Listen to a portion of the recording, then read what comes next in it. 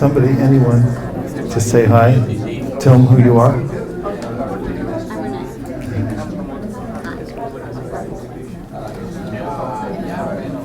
And tell the person next to you, try to encourage them, say one encouraging thing. As we need courage in this world just to get through. Say something encouraging to the person next to you.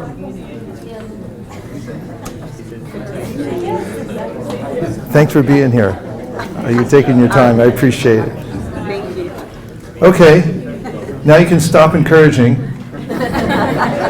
Don't you hate it when people encourage you like that? Isn't it like a total bummer, you know?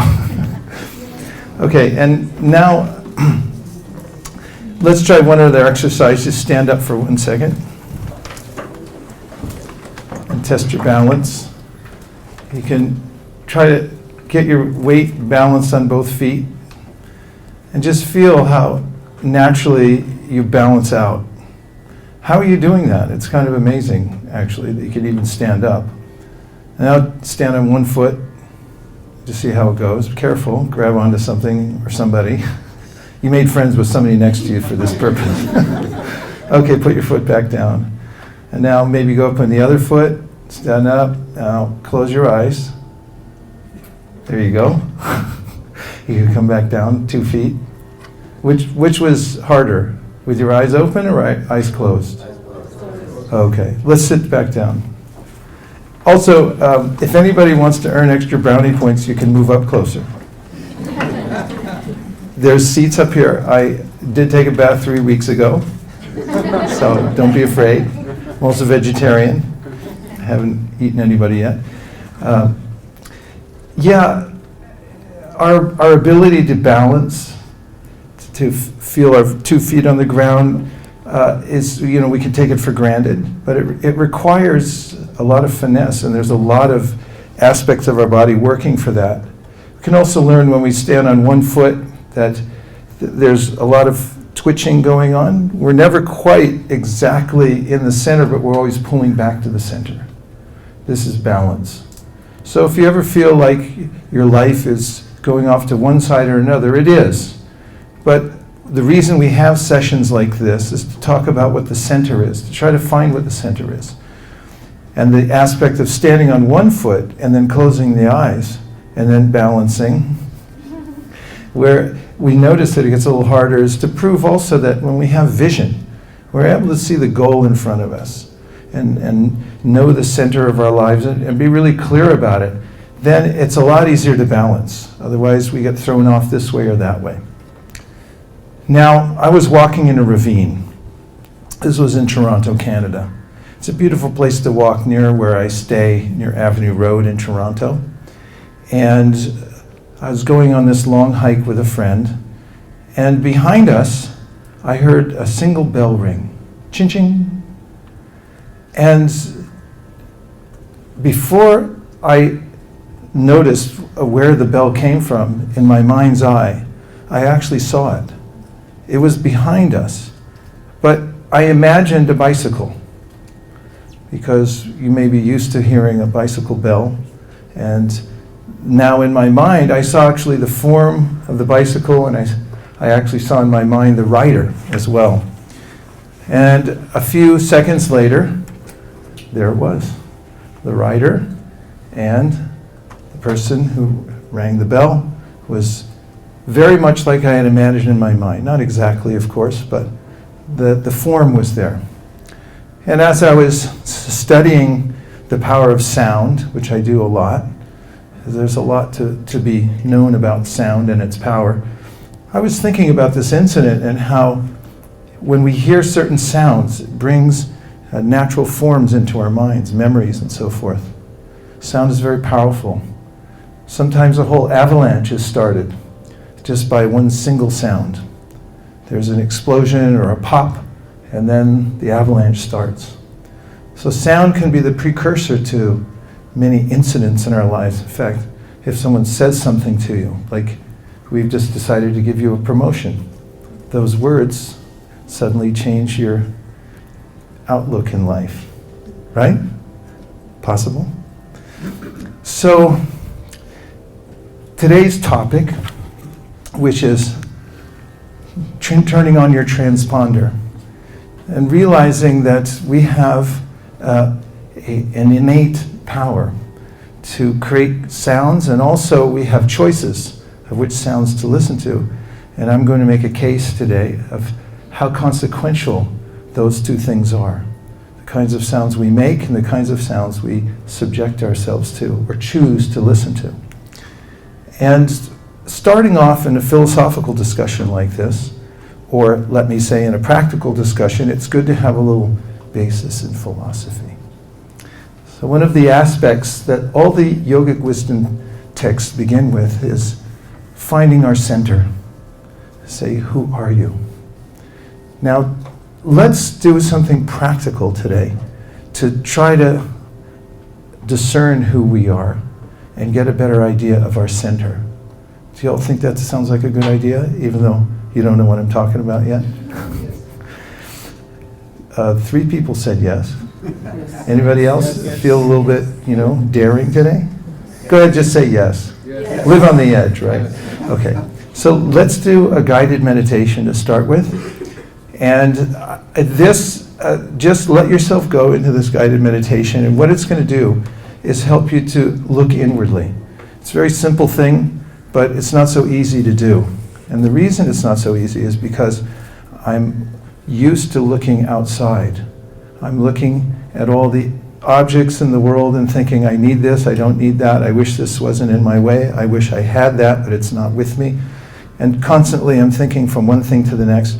But when do I actually get a chance to look inwardly and explore what's there? So now we're going to take a little time to do that. And it'll just be like about 7 or 8 minutes. But we'll go on a little journey. And it's the closest thing to us, or I should say, you are the closest thing to you, and you live inside the body. How's that sound? Okay? All right. So can you hear the drone behind me? That's tuned to a C, and it's a tambura, albeit electrical, but it's meant to give a kind of calming effect. And you might notice that, can you hear it? You can't hear it back there? I'll give you a little more volume. How's that?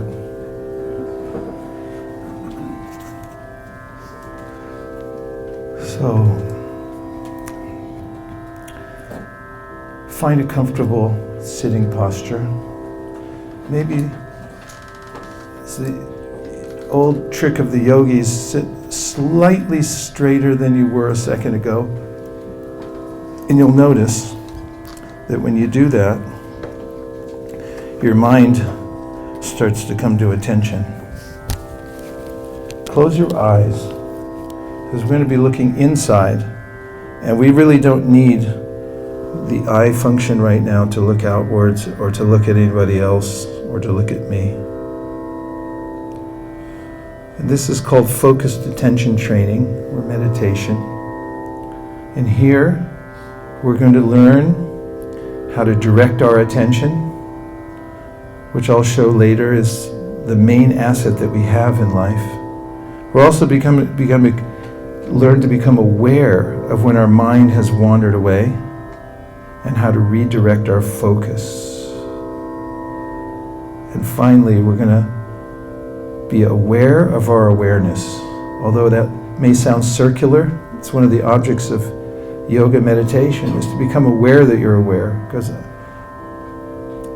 I'm always conscious, even when I sleep, but I'm not conscious that I'm conscious. I'm simply letting myself go. So for a while, release yourself from all your responsibilities. Let those energies flow by you, and just be with your breathing.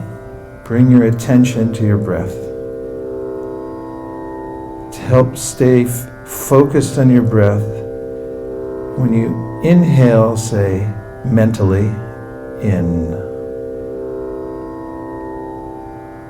And when you exhale, mentally say out. Become even more aware of your breath. Have some gratitude for it, and think, each breath I take is the most important gift that I have.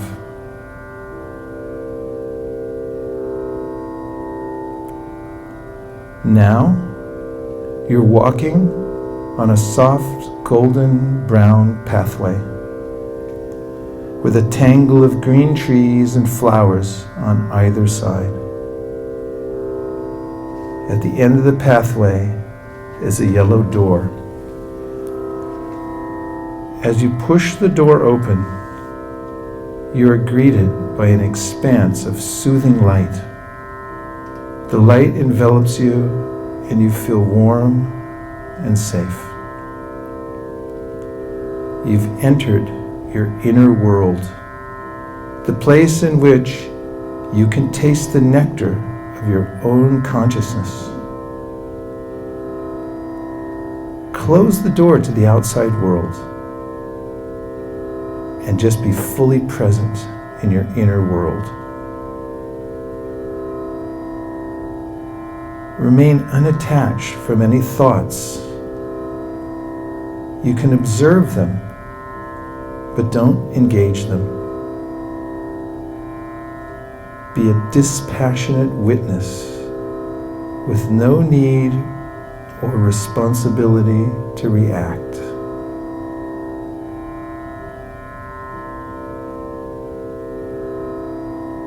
Be aware of your breath. Now let gravity take your feet and legs and let them relax. Let go of your abdomen, your chest, and your rib cage. Let them relax.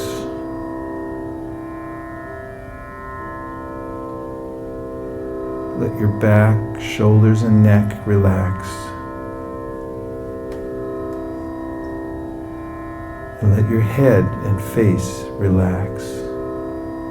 And breathe.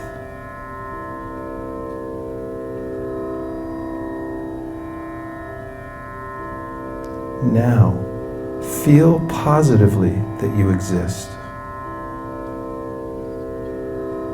Be aware that you're aware.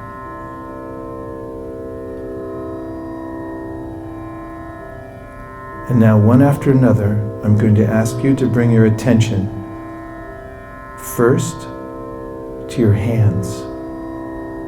Be aware of your hands. Now, put your attention on your legs. Now move it to your head. Notice that you are the one looking at each of these, but they are not you.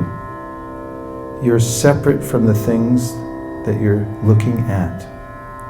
The seer and the seen are different. Now feel that you're not the body. See your thoughts and feel that you're not your thoughts. You're the observer of the thoughts.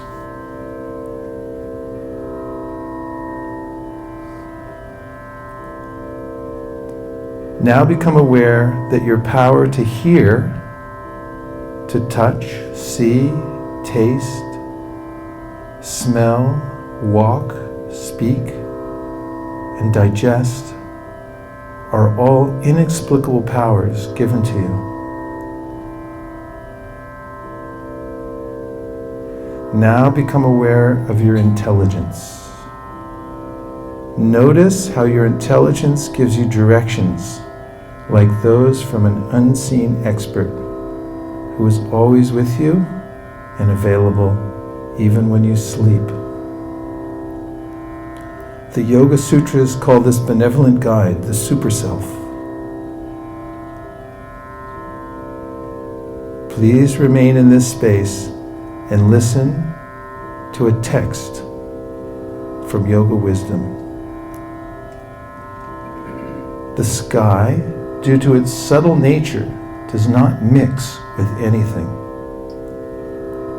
Although it is all-pervading, similarly, the spiritual essence situated in transcendental vision does not mix with the body, though it is situated in the body. Thus, knowing yourself to be a transcendental being, steady your mind by deliberate spiritual intelligence.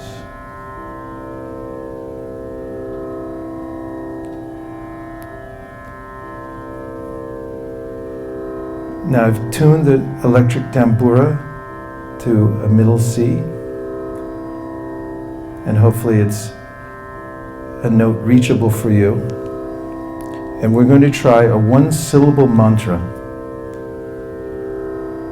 We say the mantra, just let it resonate from your vocal cords and in your chest, and feel the vibration of the mantra in your mind and in your body.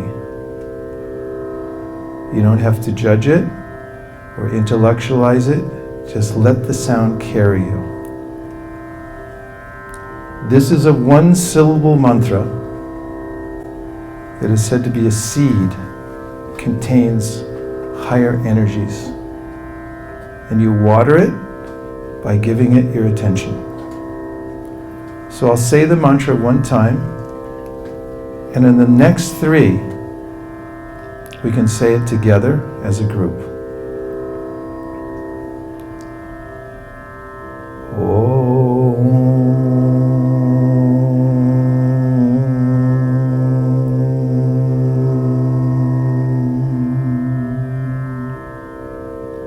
This mantra is spelled O-M, Om.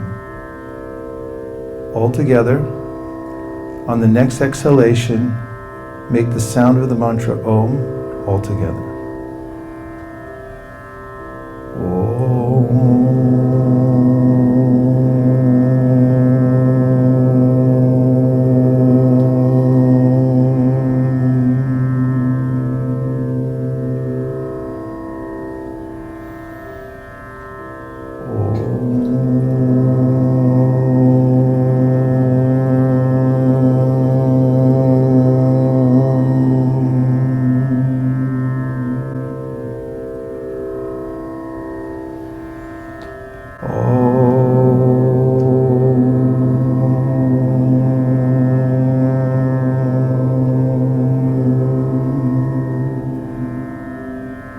Now the last time we say the mantra, be aware if there's any thoughts disturbing you, distracting you, let your whole attention go into the mantra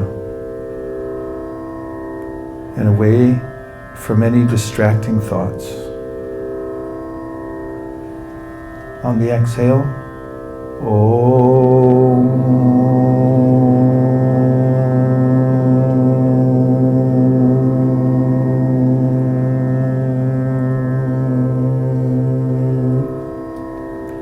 Now just sit with your eyes closed for another 30 seconds and feel how the vibration has gone through your body and mind.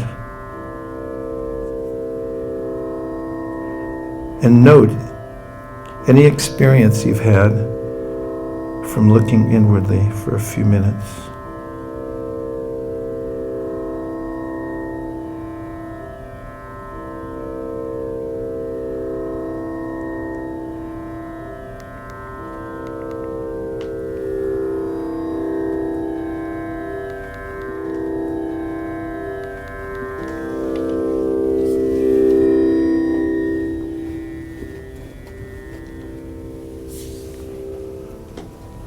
Feel your fingers, wiggle them around a little bit. Slowly open your eyes, come back into the room.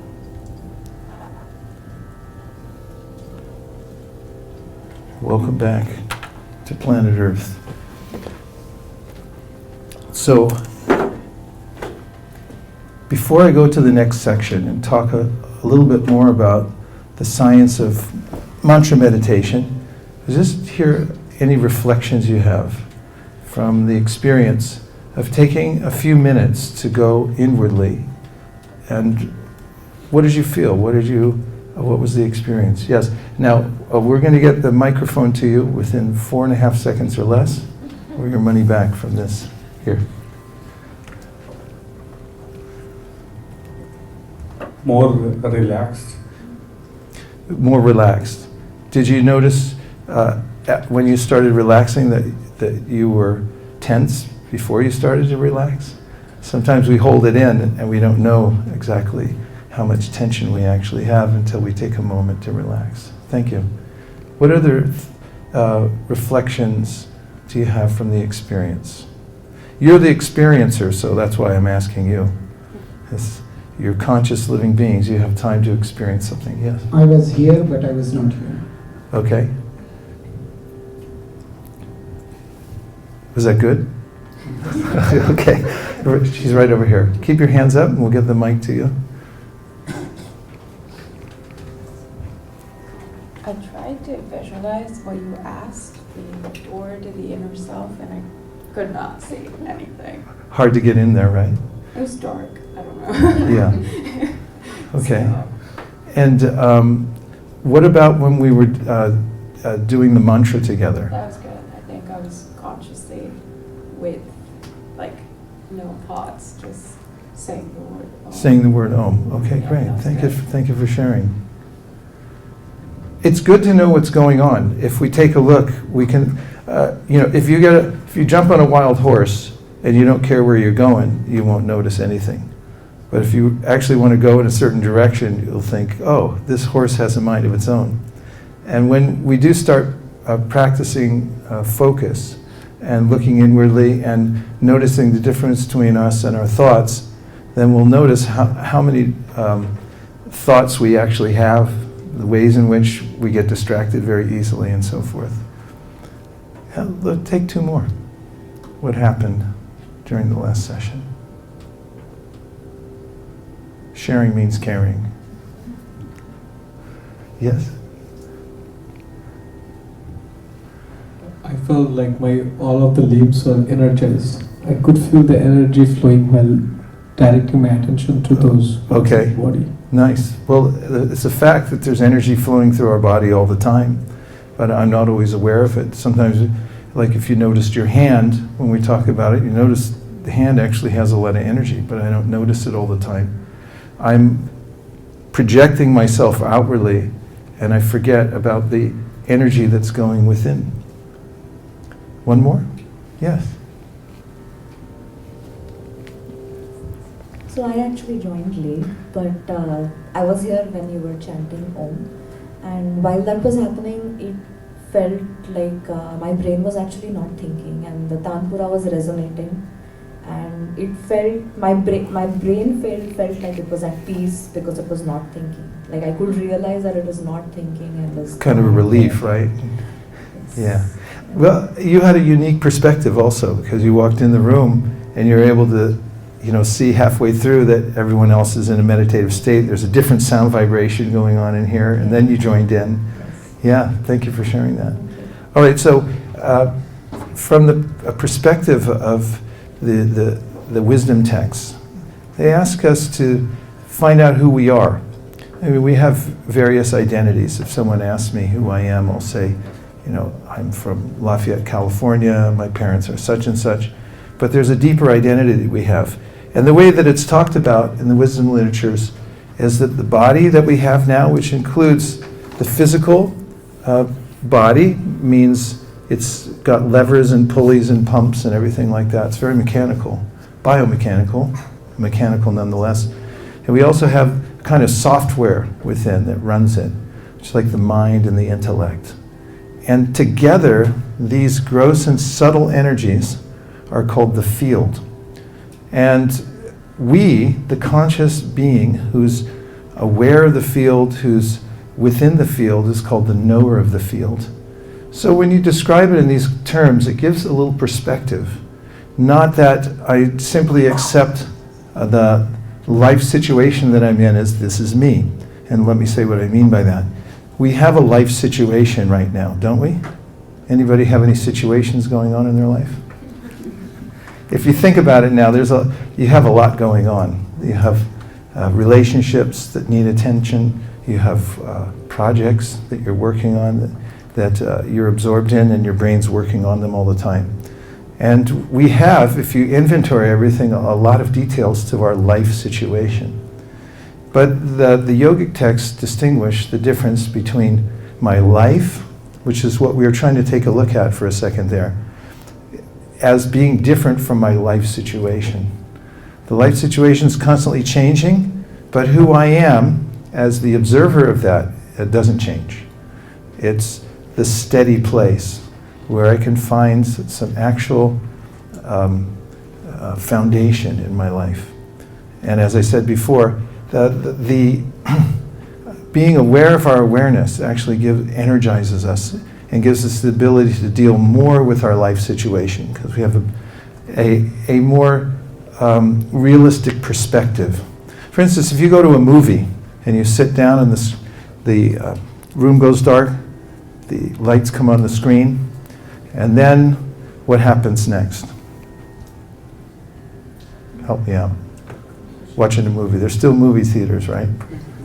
I was driving back from Sacramento, I saw there were even still drive-in movies.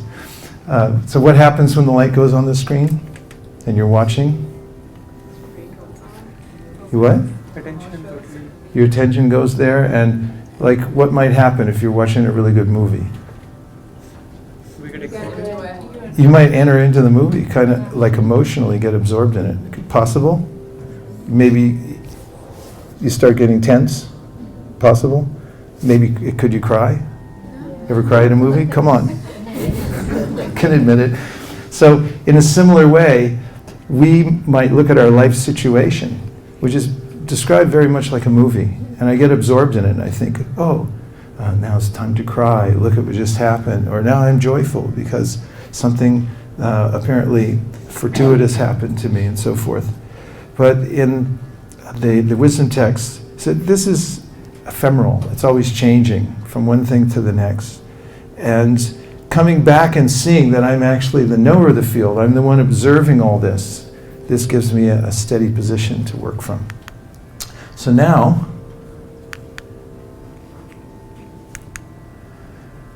we talk about mind over matter, but there's actually a way in which the conscious self becomes aware of the field and becomes aware of the mind and how it's working, and then takes the position of being the observer and is not carried away by the mind, by the life situation. And this is when one comes in contact with one's own consciousness, one's own awareness. In one of the great wisdom texts of the world, there's a conversation between the teacher and the student, and the student asks, what is the symptom of somebody who's fixed in consciousness? And the teacher answers, Prajahati yada kaman sarvan parta manogatan atman yeva manatushta stita pragnas tadochite. So stita pragna means somebody who's fixed in consciousness. They're actually centered, balanced. And the description is, Prajahati, the person is able to distance him or herself from the myriad thoughts and desires that are constantly churning in the mind. If you notice when you're doing a little introspection, that actually the mind is constantly producing different ideas. For instance, did I wear the right thing today? How do I look?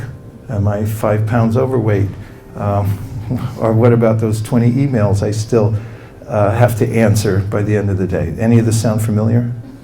Thank you for helping me out. And on it goes. The mind is constantly churning like that. So this is called manogatan. Mano means mind, and gata means going. And it's described to be like a little factory. The mind is constantly producing combinations and permutations of different ideas, desires, and things that we've seen and taken in. It absorbs them and puts them in different combinations And as if on a conveyor belt, they're coming out one after another, one after another. But prajahati means a person who's fixed in consciousness isn't obligated to grab onto each one of those things, but simply notices that the mind's working and doesn't become carried away by it. And in such a situation, atmanyivatmana. So atma, please say atma. Atma means the self. And there's a distinction between, again, the field and the knower of the field. So the knower of the field is called the atma.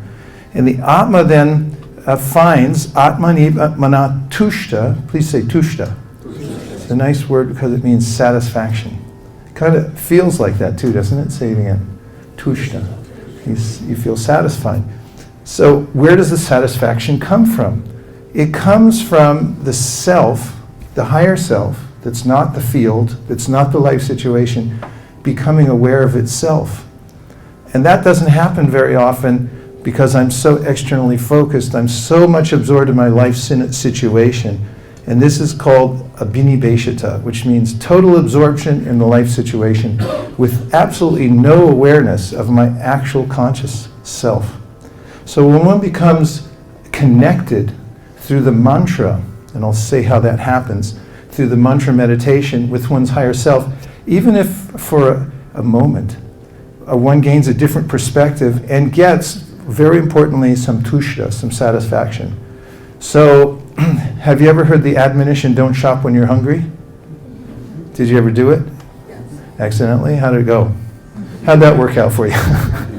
So you go in the store and you think, I need everything. I need 2 carts to push around, right? So, in a similar way, if I move about the world without feeling a little inner satisfaction, this tushta, being aware of my higher self, then I tend to grab onto all kinds of things that I don't need. All the desires coming off my mind, I have to have that, I have to do this.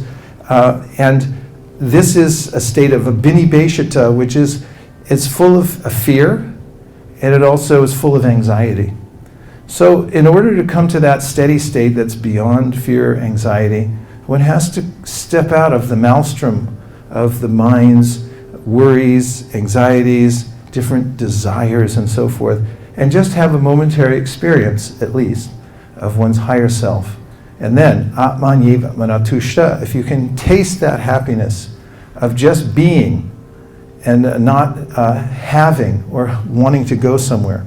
A phrase that I use again and again is, what you are is more important than what you have. I'll say it one more time. What you are is more important than what you have. Could you please repeat it back to me? Could somebody say what that means in the context of our conversation so far? Who would like to wax philosophical and give it a hack? Yes, right here in the front row. So, what you are is going to be like a constant thing. You know what you are, and that's kind of a constant thing which gonna go forever till we are here. But what we have can change. It's like our desires and what mind wants, or like what you want to achieve.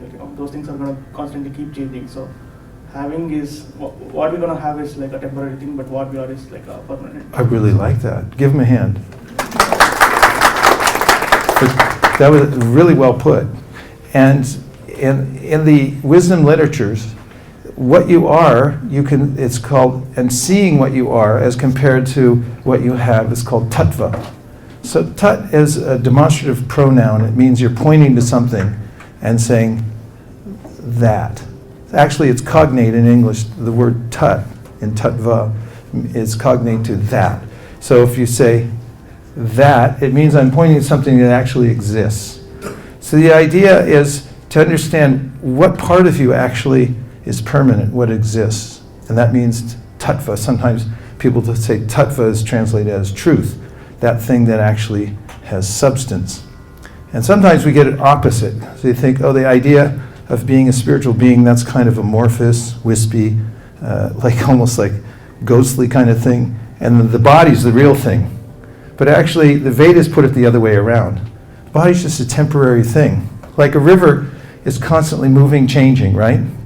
Nearby we have a few rivers. One of them's the Russian River. And let's just say you went there on a hot day and you put your feet in the Russian River to cool off, and then you came back an hour later and put your feet back in the river, in the Russian River. What is your name? Kanapriya? Yes. Kanapriya, did you put your feet back in the same river? No, it's moving. Oh, she said no. Let's hear what how she can defend that. Well, it's changing, it's moving like with time, so it's not exactly the same thing. But yeah, conceptually on a higher level, it's the same. We call it the same thing, right? We say that's the Russian River, but actually, if we look at it from a different perspective, it's not the same at all. 1 second to the next, it's constantly changing. Yeah. So this is the perspective that the wisdom literatures give. They say the body, very much like a river, is constantly changing. In fact, you can calibrate this. You can see every 7 years, every cell in your body is different.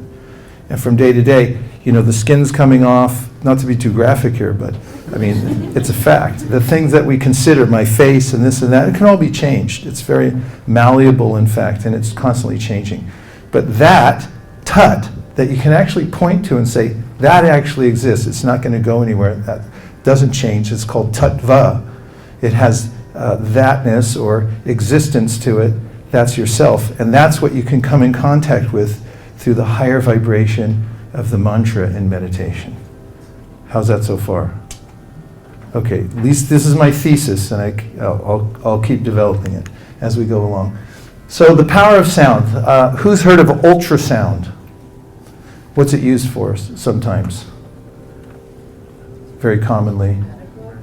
Yeah, medical. Like what's one of the main things that people look at that they can't see with their eyes?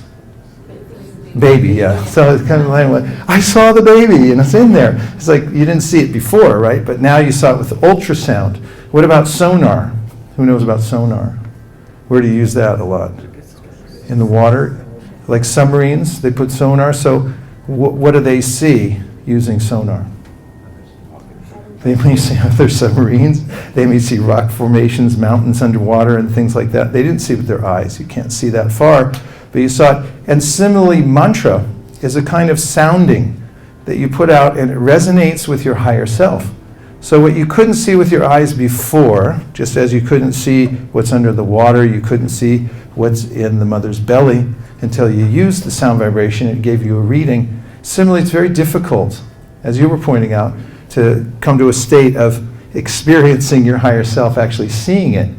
But the theory behind mantra is that the mantra has a resonance that will resonate with your higher self.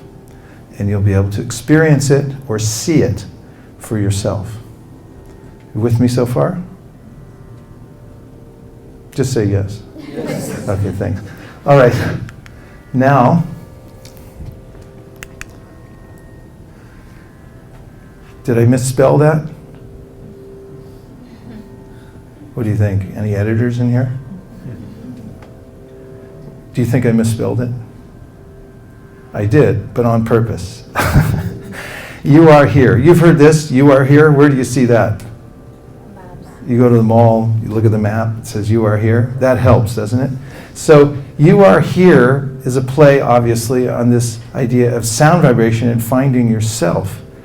Not only that, you are here means whatever you listen to, whatever vibration you're accustomed to either exposing yourself to or whatever vibrations you choose will develop your consciousness. This is what's presented in the wisdom literatures.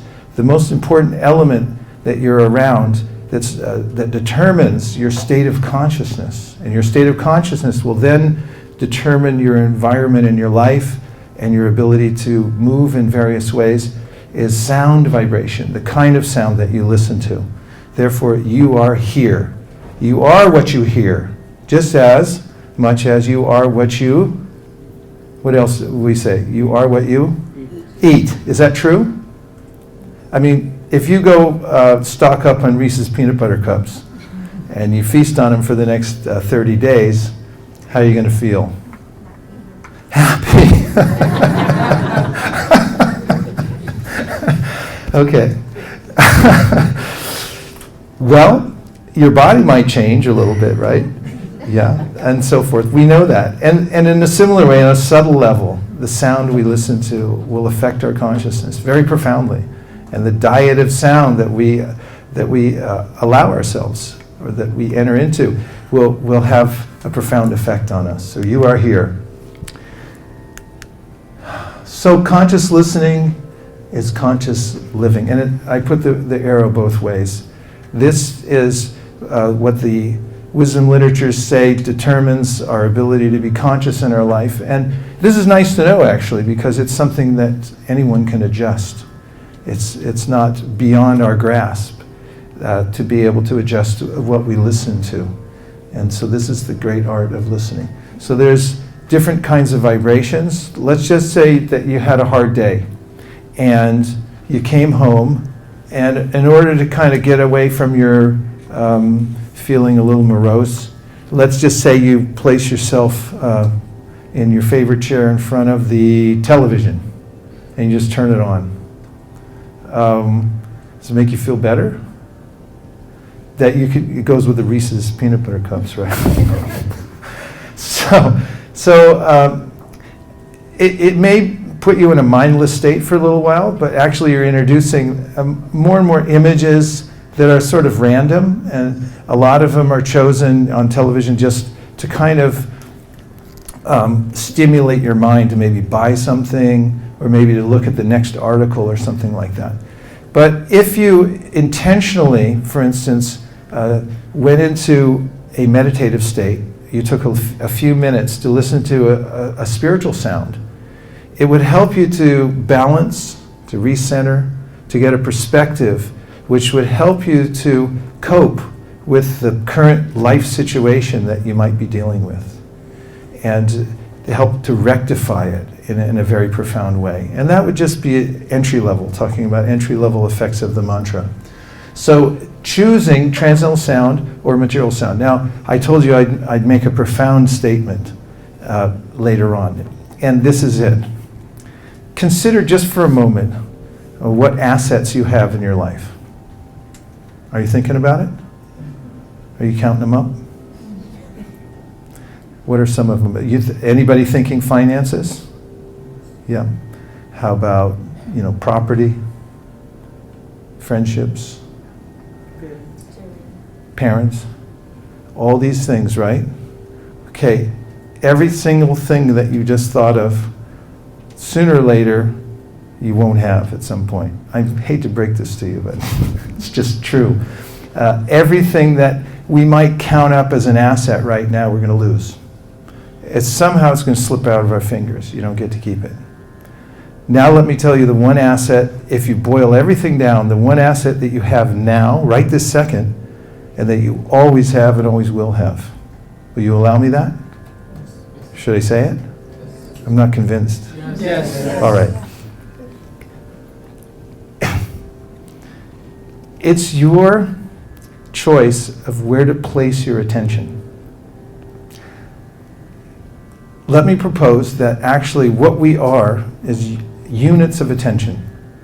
We saw for a minute in our guided meditation that you can choose to look inwardly, can direct your mind to go this way or that. You can put your attention on your hand or your foot or your head. That you can decide at any second. Just as right now, you can decide that you'll turn your attention somewhere else. So what we actually are units of attention, and we have the choice where to place our attention. That's our main freedom in life, or I would say only freedom. But that's extremely consequential. And here's a mantra for you. Where attention goes, energy flows. Please repeat. Yeah, wherever you place your attention in your life, your energy is going to go in that direction. And not only that, the wisdom literature say if you place your attention on inferior sounds, if you place your attention in frivolous things, that's where your energy is going to go. That's where you end up. But if you place it in a higher level, if you put your attention on a higher level of sound vibration, then you're going to go there. Your energy is going to go there. So as units of attention, we have attention. We have the choice where to put our attention at any minute. So this is one of the reasons that meditation by mantra or sound vibration is very powerful, is this principle of acoustic resonance. Everything in the world has a certain vibration. And when it's combined with another vibration, it reaches its maximum potential. And this is true in physical objects everywhere. If I put a wine glass here and we invited an opera singer with a trained voice, and this is true, actually, research it, it's not an urban myth, he or she could make a certain pitch with a voice and break the wine glass. Have you ever seen it done? Well, you can look it up online. It's because it reached a certain level of vibration due to an outside force that came to it, and it resonated at that level. So the kinds of things that we listen to will resonate with different parts of our existence. The lower sound vibration resonates with the field, but the higher vibration of the mantra resonates with the knower of the field, or the conscious self. And that's where happiness comes from, resonating with your higher self and realizing your higher self. So, tuning your mind to the mantra. There are various ways to do that, and I'm going to go into them in a second, realizing that we're running down on time, but I want to take a couple of reflections before we finish with I'm going to teach you a couple of mantras and a couple of ways in which you can make voluntary lifestyle changes, we call them VLCs, in order to be more resonant with the mantra. But anything that you heard so far, please reflect back to me, because it helps to augment the thought and bring the conversation to a wider level. What did you hear? It's like we have some folks on the bridge. We'll go there. On the bridge, it sounds like Star Trek. So one of the reflections is about the passing waters and putting the feet. The reflection is you cannot touch the same water twice because the flow has passed, will never pass again. And Yes? Want to give one more? yeah, and there is a question that if we only see our higher self a few times, how can we be sure it's not changing?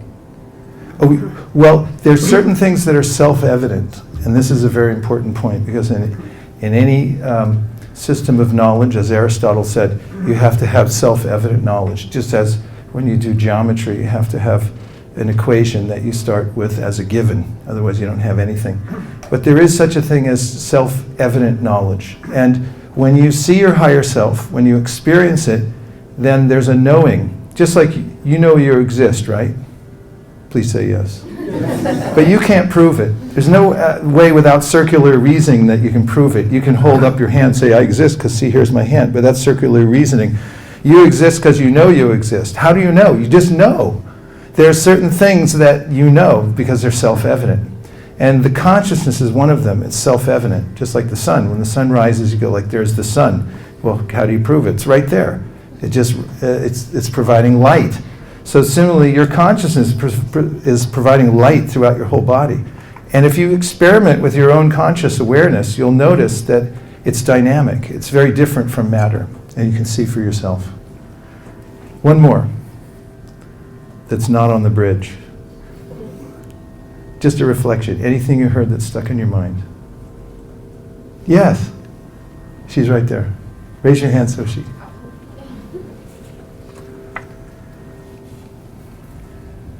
It's the what you hear thing. I think what you are what you hear. You are here. Yeah. Right. I think there is also another fun, maybe not intended, but of being in the present. Yes. Kind of. Good. I mean, that would be the actual. I like but, it. I think we hear a lot of bullshit around us that Yeah. we don't actually have to pay attention to, but we do. The tidal wave. Right. That's what George So Harrison the said. Energy flow thing. that Yes, you were talking definitely. about, so. Tidal waves of noise coming in, and taking time to tune your mind to the mantra, tune your body to the mantra, tune your life environment, your environment around you to the mantra is actually dynamic. and can bring you to higher states of awareness and peace of mind. All these kinds of things that we hear about, talk about, they're practically cliche, you can attain. Thank you. That was very helpful. Okay, so tuning your mind to the mantra. And here are a few mantras, because I want you to be able to take them away with you. We did one, right? Om. Now you might say, what's in a one syllable? Well, you also might say, what's in a seed? And I mentioned this like a seed. I happened to, when I was in India recently, I brought a seed back from a tamarind tree. And somebody gave me a tamarind pod and said, here, eat this. And I ate it. It was sour and nice. And then I brought the seed home and I planted it. And I thought, well, what could happen? Maybe it could sprout. 2 weeks, 3 weeks, nothing. I thought, oh, well, at least I tried. And then 4 weeks later, this huge sprout came out of the pot. And now it's like a little tree. And it's a miracle. Every day I go there and marvel at that. It's like, how did that happen? I had a portable little pod. I brought it with me, and then I put it in the ground. I put some water, and I put a little light, made sure it had light and it has air, and lo and behold, it grew. It grew into something, and it'll give its own seeds. Now, one of the greatest teachers of mantra meditation was named Chaitanya. He lived 500 years ago in India, and he went all over India and taught people the system of mantra meditation. There are many of his descendants through disciplic lines all over the world now who are practicing the kinds of mantra meditation that he taught. And he gave this metaphor that we're all gardeners, and we have a field to work with. And when you plant the right seeds and give water and air and light, then it will grow into something magnificent. And so the seed is the mantra. And how do you water it? Mostly with your attention. Bring your attention back to the mantra. So we did Om. And did you like it? One syllable mantra? Okay, and then here are a couple other mantras you can take away. So just sit up for a minute again. And if you like, you can close your eyes. I'll say the mantra one time, and then we'll do it together 3 times. And again, just bring your attention back to the syllables of the mantra. Rama. Rama. Together 3 times. Rama. Rama.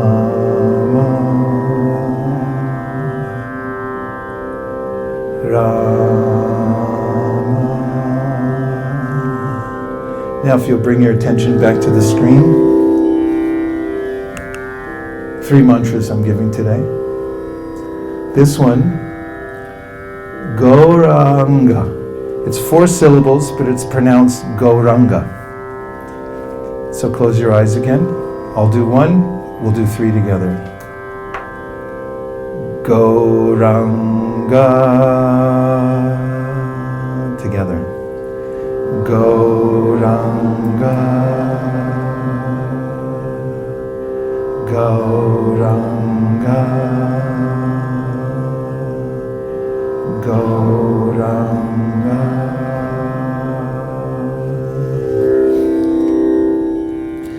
These are 3 very powerful mantras that you can use in your own meditation.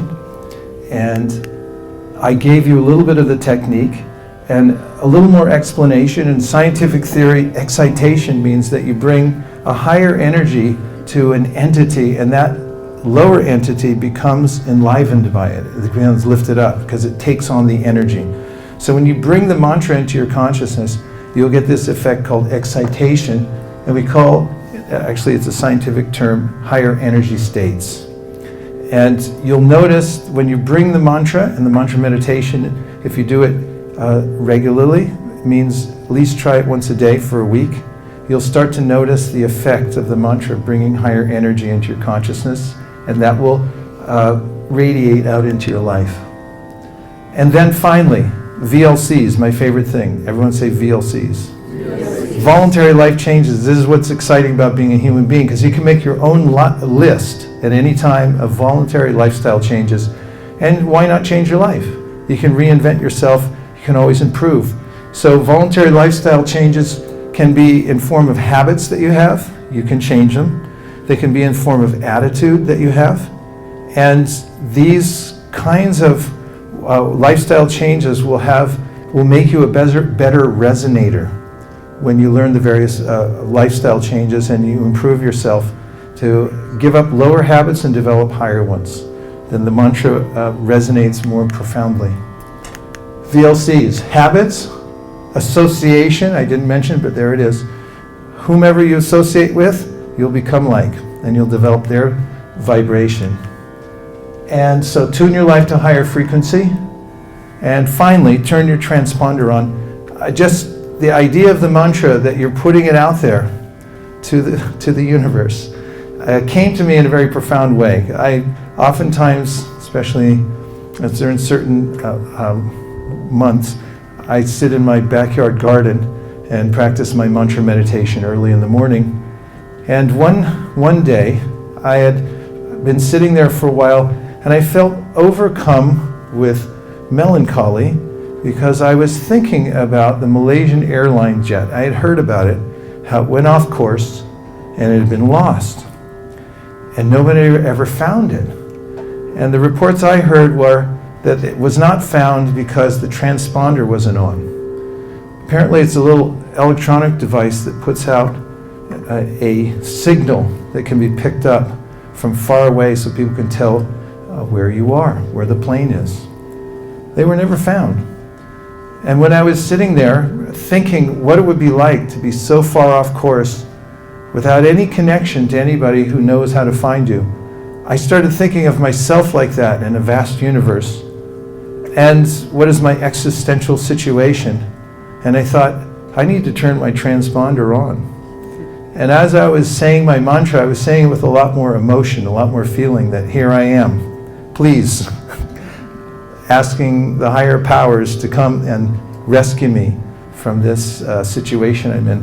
And when you chant and do your mantra with some kind of feeling like that, awareness of the fact that I'm lost, and how can I triangulate, how can I find my center and not be carried away by the unlimited distractions of the world and the life situation that I'm absorbed in, then the mantra becomes a very profound way of connecting to your higher self. So we now are officially out of time. However, and you're all very busy people, you have things to do. If you like to stay afterwards for a few minutes, we're going to make a circle here, and we're going to do a little bit more explication of the process of mantra meditation, just in case you want to start a home practice and you want more information or you want to ask a few more questions. We can do that. Does that sound okay? So in other words, you're free to go. And you're also free to stay for a few minutes afterwards. And I thank you very much for giving your attention today. It's been a profound experience for me being with all of you. Thank you. Thank you so much for being here.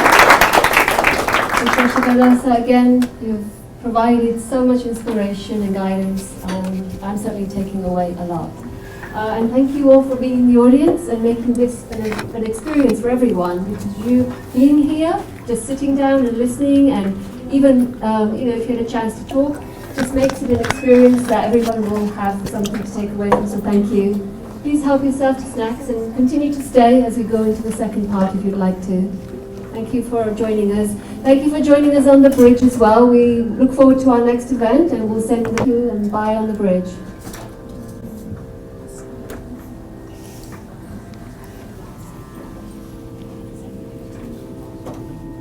Battery 100%. Connected to iPhone.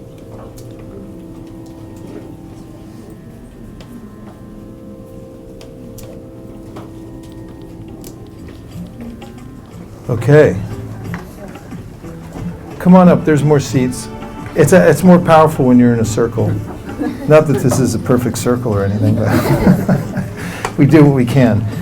So yeah, in Silicon Valley, every Saturday morning, there's a place where we invite people to come, and we have kind of early in the morning. It's 6 a.m. It's right around sunrise. we have a circle where many people come together and do this mantra meditation together. And you get the energy from the others. First of all, the intentionality of it is very important. Is everybody comfortable? There's more seats over here. You can come on in. Don't feel left out. You come closer too. Somehow that chair is blocking you. Yeah. You have one of the great secrets to advancement in life: be in the right place at the right time and move in as close as you can. So, yeah, thanks for staying. So, this, if you find others that do mantra meditation, you can actually chant together. It's very helpful because, as I was saying, the intentionality really brings you along. I noticed that for our session on Saturday mornings, a lot of people come. Normally, they would have slept past that, or they would have maybe done something else, but because everybody else is doing it, there's a kind of attraction, to want to be there in the circle. If you're by yourself and you're doing mantra meditation, one of the practical aspects of this, in order to develop a steady home practice, is what's called Sankhya Purvaka, which means numerical strength. And mantras are countable. Means that you can count how many mantras you do. And there are many actually ways that people do that. Can you pass me my blue bag, please? Thank you. Cultures around the world have these, these are like prayer beads. Mine has 108 beads on it. And you can, a lot of people wear them. I saw somebody wearing them around their wrist. These are traditionally for counting how many mantras that you do. And the reason that helps is the mind generally changes from day to day, week to week, or even from the night to the morning. And so in a practice of mantra meditation, you would start by making a determination of how many mantras that you're going to do every day. And one of the ways to count them is on some beads, or actually, if you get a little hand counter, I might have one in my pocket because I generally carry one with me for when I can't hold on to my beads. But this counts units of anything, but why not mantras? Sometimes people see me on a plane or something like that. What are you doing? What are you counting? And I said, I'm counting my blessings. There's a lot. So counting mantras is helpful. It sounds counterintuitive because, how is that spiritual, counting anything? But actually, it helps to keep your mind on track because the mind is rather childish and wants to run off and do its own thing. But if you keep it in the discipline, then you can have shift. You can have breakthroughs. Many breakthroughs lead to shifts in life. And so, if you want to test the theory of mantra, then test it on yourself and try it out for a period of time. I would suggest writing it down and saying, this is how many mantras I'm going to do a day for a certain amount of time. And it doesn't have to be a huge number, but you'll notice that just doing it intentionally every day and bringing your mind to focus on the mantra itself will have an effect on the rest of your life anyway. Just the intentionality of focusing your mind and saying, hey, there's something in here. It's not all out here. There's something here that I have to attend to, and taking care of it will have a really profound effect. There's the idea of pronunciation. You simply pronounce the mantra and listen to it as you speak it.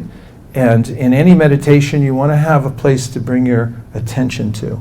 So, for instance, in Vipassana meditation, it's exclusively, or pretty much mostly, on the breath. You're keeping your mind on the breath and bringing it back there. And we started with that a little bit. You can see breath is a powerful place because it's very steady, and you can get in the practice of watching your breath. Then you can practice bringing it to the mantra, your mind to the mantra. And so I mentioned the principle of excitation, that the mantra is bringing something to the meditation. Your breath may be bringing a little something, but the mantra is a vibration that has a kind of effect on us that lifts us up. And again, that theory is to be tested. You have to see it for yourself and see if it's actually true or not. But that's what people document by practicing mantra and listening to it. Now, let's just see if you have any questions about the practice of mantra meditation before I go into more detail. So when we were doing this, There are people on the bridge. Oh, people okay, still on the yeah, bridge, sure. great. Yeah. Do you- Yeah, please. Oh, use the mic. Yeah. Oh, okay. And keep So- it like right here. I know it's So, hard. But, okay, go ahead. So when I try to meditate, which I try, I find it, everyone says that they feel better after. My head hurts. I don't know if it's just from like lack of focus or trying very hard to focus. Is that normal? I don't know. Like, is there? I don't know that it's normal, but I would just say that it's not a bad thing to become aware of the effects of meditation and how they affect you individually. It's just it's not that the very practice of taking the time to look and see what's going on, and then seeing what the effects are over time is helpful. You know, you can work it out. But I haven't heard that a lot, but I've heard a lot of different things. I mean, the main thing that people say is it's really hard to control the mind. Right. First of all, you know, as soon as I sit down, there's a voice saying, "Get back up." Like, who said that?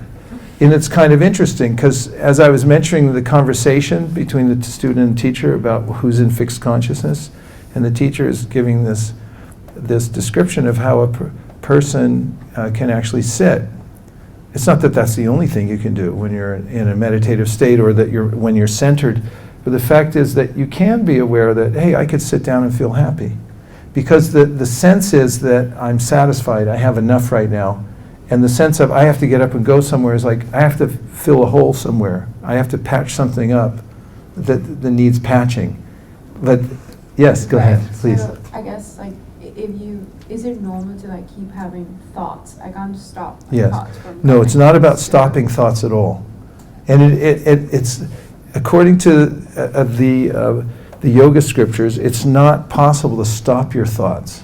It's not something, because we have volition, and it means that we generate desires. We have things that we're going to do, and the energy, we're not dead stones, so it's not all of a sudden you become nothing. But we can distinguish between what are external thoughts that are related to the field and what is the radiance of our own consciousness. We become aware of the difference between those two things. And you can become absorbed in your own conscious self. And that's, there's a difference between the two. They're in a different level. Thought energy can be on a lower level, and it's very disturbing. As I described at Bini Beshita, it's absorption in your life situation, and which drags you away from your awareness of yourself and your higher self. I hope that wasn't too abstract. Any other thoughts or questions? Yes. I would like to return to the mantra. Here comes the microphone. I would like to return to the mantras, and the question that popped in my mind is, how do you choose one? Well, the mantras that I've passed on today are ones that have been passed down through many generations of teachers. Of course, there are mantras here, there, and everywhere, all around the world, but it's kind of like, how do you choose a doctor? You find out somebody has a good reputation, that studied science of medicine. They actually have a diploma on their wall, and then they'll say, okay, here's some medicine. Sometimes the mantras themselves are called ashaudi, which means in Sanskrit medicine. They have a curative effect. So if you get them from a reputable source, from somebody who's actually practicing and they look like they're, from their lifestyle, that they've cured themselves and so forth, this is one of the ways of accepting mantras. So I pass on the mantras that I've received from my teacher, and that I looked into the kind of where is the source. Yeah, but you already gave us 3, so which is more than one. Yeah. Yeah, I did it as sort of a, when you get sometimes people give you a box of chocolates, and it's like got different kinds in it. It's not all one, because you haven't decided yet exactly which one you want. So for the sake of being kind of like ecumenical and more, variety of, I don't like to say, just take this. I'm just showing an overview of what mantras are, and that there are a variety of mantras. But as you move forward, you can decide, this is the mantra that I'd like to work with and stick with. Hope that helps. Okay, from the bridge, and then we'll just practice a little more mantra. So from the bridge, I feel like I doze off and then wake up myself when I am meditating. Is this expected? Well, it happens a lot, but don't fall asleep. Because sleeping is not necessarily a meditative state. It's called swapna. And it means being carried away by a kind of a lower energy. So it's not recommended that you sleep when you meditate. And so there are different ways of staying more aware and alert. So one of them is to make sure you get enough sleep at night. And this is very important. Even, modern science, a lot of studies showing now there's sort of bravado over the last few decades, like I barely sleep at all, I just work all day. It's not really helpful ultimately. It's actually better to get enough sleep because your brain needs it. And for yogis, those who are practicing meditation every day, they go to sleep on time and wake up on time. It's a hard thing to do in today's world because there's so much artificial light and so many other attractions. But if you can do that, and that's one of the voluntary lifestyle changes I talked about, it changes your whole ability to resonate with the mantra. Is get enough sleep and get up early enough to chant the mantra at the right time. Morning time is the best. In fact, 1 hour, 45 minutes before the sun comes up, if you want to calculate that, is the ideal time. It's called Brahma Muhurta, and it's a period of time that sort of is an opening. When you chant the mantra at that time, you'll have a lot more clarity and breakthrough experiences. Another one from the bridge. Is there any way to identify when you have connected with your higher self during or after meditation? When you see it, you'll know it. But generally the symptoms are described even in the preliminary stage. It's not that all of a sudden that you may have this profound experience that changes everything in your life, but it may be very subtle. And it's compared to when the sun is coming up in the morning.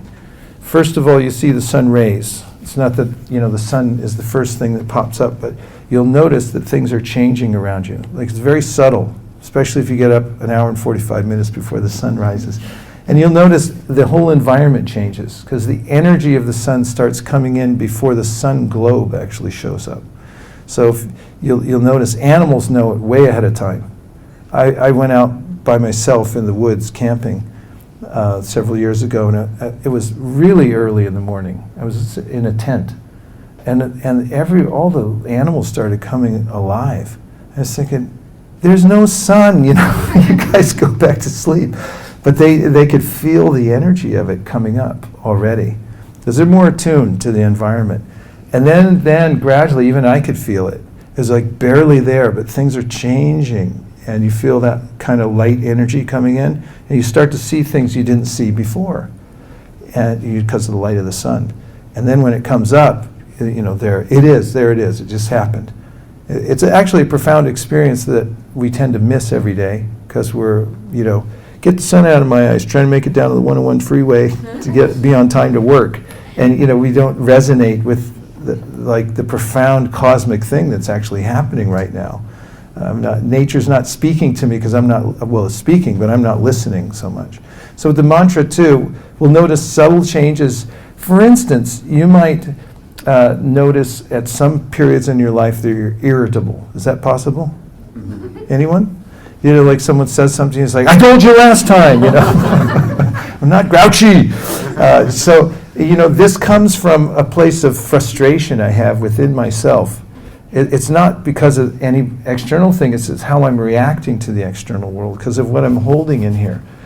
And when you have these kinds of experiences that the person on the bridge was asking about, then you'll notice in yourself an ability to deal more reasonably and not overreact to things that happen in the world. And this is called vairagya. Vairagya means a natural perspective you start to get. It's like, what's important, what's not important. You're thinking in a bigger way because you're centered, as I started the conversation. You feel more centered. So you don't overreact to little things. And this is one of the signs that the mantra is working, because it's bringing this higher energy states, HES.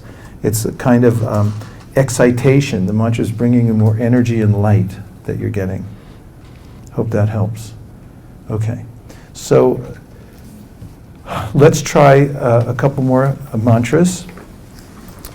And if you'll just sit up a little more than you were before, it's just like at a job interview. If you go for the job interview and you're like this, they immediately start thinking like this person's not interested. But it's an interesting phenomenon that when you sit up a little straighter before you chant your mantra, then your nervous system kind of comes into focus. It's like, what are we going to do? It's something important, right? And then the next thing is to enunciate. And so when you say the mantra, just repeat it the way it's written. So let's try the mantra Rama. And so I'll say Rama. Everyone say. Rama. Yeah. This mantra actually means it's referring to and actually connects you with the wellspring of spiritual happiness. So that kind of happiness we're looking for that's inside, when you say the word Rama, it resonates with that spiritual side of you where you're naturally happy. You don't have to have anything, be anywhere, attain anything, win an award. You're just happy for no reason. And this is what Rama taps into. So if you say Rama. So now I'm going to teach you a technique to chant on your hands. So hold up your right hand and place your thumb on the middle portion of your ring finger like this. And say Rama 1. Rama. Now place it on the bottom of your ring finger, say Rama 2. Rama 2. Place it on the bottom of your little finger, say Rama 3. Rama 3. Middle of your little finger, say Rama 4. Rama 4. Top of your little finger, say Rama 5. Rama 5. Top of your ring finger, say Rama 6. Rama 6. Top of your middle finger, say Rama 7. Rama 7. Top of your index finger, Rama 8. Rama 8. Middle of your index finger, say Rama 9. Rama 9. Bottom of your index finger, say Rama 10. Rama 10. Now let's just do it quickly in succession. Rama 1, Rama 2, Rama 3, Rama 4, Rama 5, Rama 6, Rama 7, Rama 8, Rama 9, Rama 10. So this is a way to keep track of your mantras if you don't like to invest in paraphernalia or carry it around. If you've got a free hand lying around, you can just use that. And so now let's practice doing 10 Ramas together.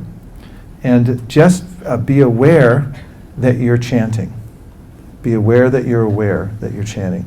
And also be aware if your mind runs off someplace else, don't judge it, don't freak out.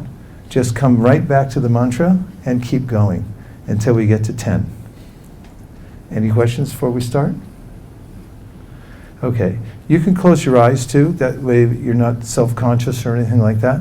And you can just follow my lead. I'm going to give us the middle C.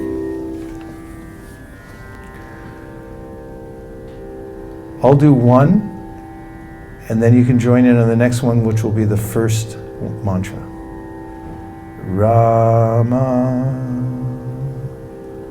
Rama, Rama, Rama, Rama, Rama, Rama, Rama,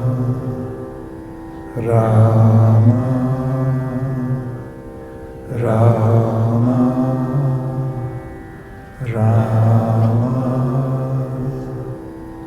Rama. 10 more. Rama, Rama.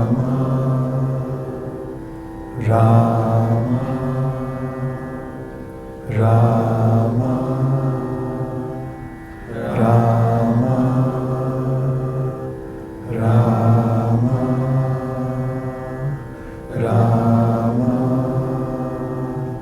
Rama, Rama, Rama. Now just sit for a minute and feel how the vibration has gone through your body.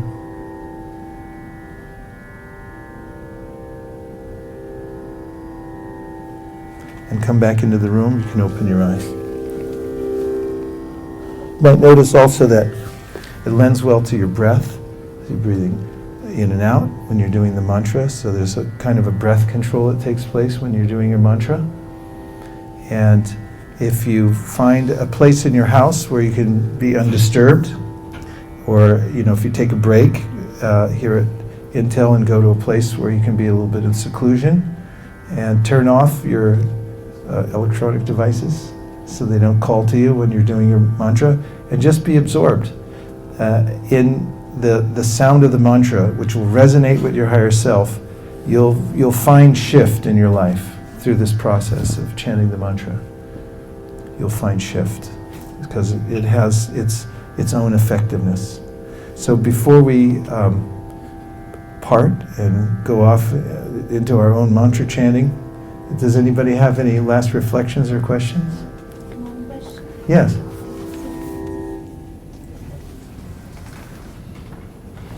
What does the last mantra mean, Gauranga? Gauranga means to be connected to the source of all nourishment. Like, we're all being maintained. Like, remember when I talked about the breath? And, it's going on all the time. We're being nourished by our environment. The breath is sustaining us. I barely ever think of it.